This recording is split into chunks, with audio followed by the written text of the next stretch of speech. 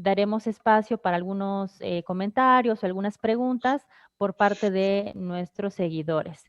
Entonces, sin más preámbulo, le doy la palabra al primer presentador, quien es el doctor Juan Ortiz, del Instituto de Investigaciones Histórico-Sociales de la Universidad Veracruzana, quien nos va a presentar el primer libro, coordinado por las doctoras Laura Muñoz, Rosario Rodríguez y José Abreu, llamado Guerras Irregulares en el Caribe. Adelante, doctor, le escuchamos. Muchísimas gracias. Buenos días, buenas tardes, buenas noches por los horarios. En primer lugar, quiero agradecer a la doctora Laura Muñoz la invitación que me hiciera para presentar este libro, del que, por cierto, he aprendido muchísimo. Mi reflexión sobre el libro se relaciona más con la enseñanza que nos dejan cada uno de los trabajos. Por lo tanto, no voy a atender de manera particular cada uno de ellos porque el tiempo no lo permite tampoco, ¿no? Yo me considero un firme defensor de la deconstrucción de la historia nacional oficial para dar lugar a explicaciones mucho más complejas, en las que se aborden actores que por lo general suelen ser invisibilizados. Los 20 trabajos son de diferente índole, de un periodo muy largo de 500 años. No en todos se hace referencia a las guerras irregulares, pero sí podemos identificar desde las guerras de conquista, las civiles, las internacionales y las de liberación nacional. Es decir, obviamente, como es un periodo tan largo, pues cabe todo. Entonces, ese es uno de los aspectos que me parecen interesantes del libro, porque nos muestra aspectos poco conocidos de situaciones concretas, particulares y generales, que realmente abonan al conocimiento histórico del Caribe. Un elemento común en todos los trabajos y es el que más me interesa por obvias razones, son lo que yo trabajo, es la disputa por el control de territorios y de la apropiación de sus riquezas. Esto lo vemos en todos los lugares. Algunos trabajos se refieren a lugares estratégicos, a islas grandes, pequeñas y espacios geográficos mucho más amplios como es Centroamérica o una parte de Venezuela. También sobresale el constante y sistemático intervencionismo en el circuncaribe de los grandes intereses económicos y políticos, tanto de Europa como de Estados Unidos. Una vez alcanzado el control de territorios, las grandes potencias iniciaron el proceso de colonización, a veces voluntario, pero la mayoría de las veces forzado, con las grandes migraciones que llegaron de África, como esclavos y demás. Y bueno, a partir de ahí viene la creación y formación de nuevos centros de población. El reto mayor de todas estas potencias será poblar los territorios ocupados lo más rápido posible para poder asegurarlos. Y en este sentido, el libro yo lo he dividido en dos partes. La primera, que tiene que ver hasta finales del 18, que me parece interesante, y después abordar los siglos 19 y 20. Entonces, el trabajo de Lourdes de Ita a mí me pareció muy interesante para entender el tema de la Florida y los intentos de conquista tanto de franceses como de españoles. Eso me pareció algo bien interesante. El otro trabajo sobre la guerra de la sal en Venezuela realmente me encantó, y ahí vemos a las potencias española y holandesa también disputándose esos territorios. Y luego el tema de la batalla de Cayo San George, que va a dar origen a Belice, también me pareció realmente muy interesante la forma en presentar, de cómo presenta los hechos y del uso que se le da a la información recaudada. Realmente son trabajos que realmente vale la pena seguir. Y bueno, ¿y qué decir del trabajo de Arturo Taracena y de Juan Carlos Arazúa sobre la República Federal de Centroamérica y todas estas guerras civiles que se van a dar?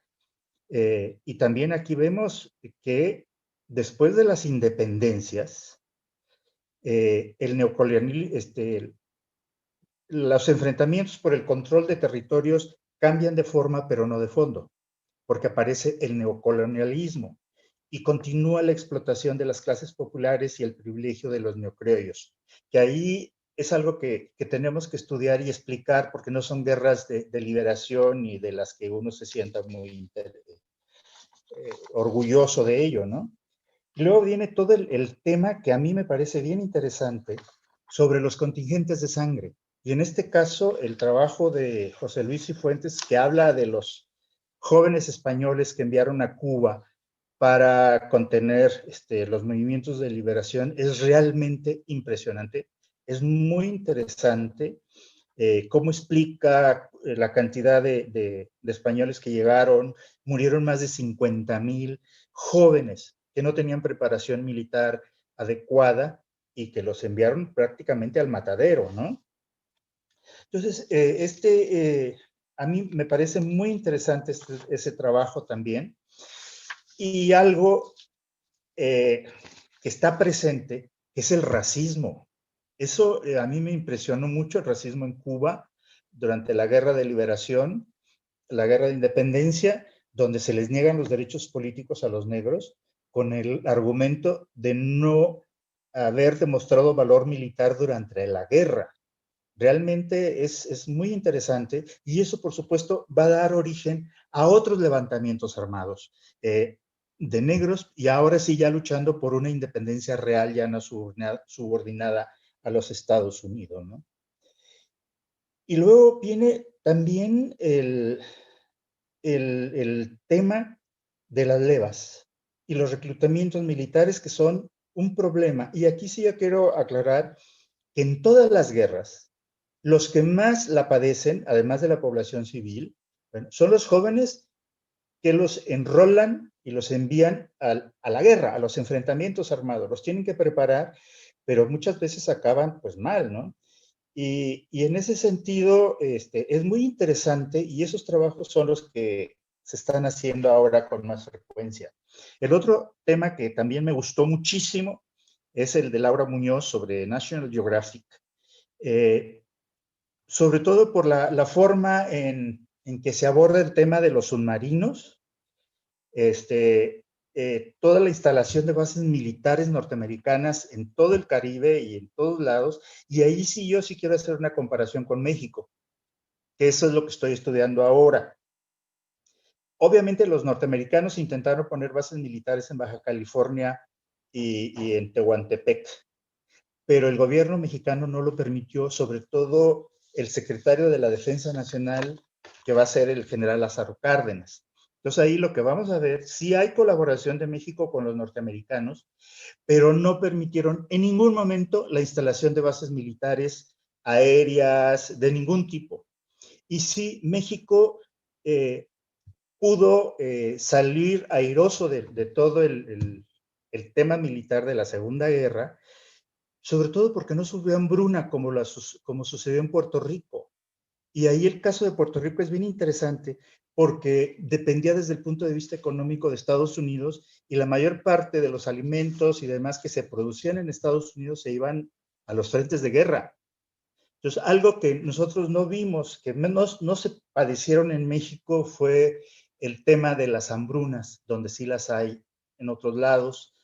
Yo creo que México se benefició con los braceros que se fueron a producir alimentos a Estados Unidos. Hay una gran modernización de carreteras, bases militares y demás en México, lo cual viene el despegue, ya el despunte del desarrollo económico y demás de México, que ahí sí lo comparo con lo que pasó en Puerto Rico. Ahora, lo que me interesa también es el tema de la presencia de submarinos alemanes en el Caribe, de la cantidad de barcos que se hundieron.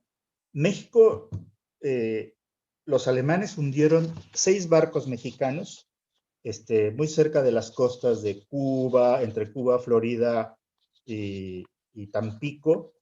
Y realmente todos estos trabajos que he estado leyendo sobre estos temas, pues a mí me alimentan muchísimo porque me permiten tener una visión mucho más amplia, sobre todo de estos periodos que estoy trabajando. Y en ese sentido, la verdad, yo sí se los agradezco infinitamente. El otro tema, el de Guadalupe Rodríguez de Ita sobre la Guerra Fría y el anticomunismo, también es muy importante para los trabajos que yo vengo haciendo. Y realmente el libro es muy bueno por la cantidad de información que ofrece, de nuevos enfoques, nuevas miradas, y en ese sentido solo me resta felicitar a los autores. Muchas gracias. Cumplí, ¿eh?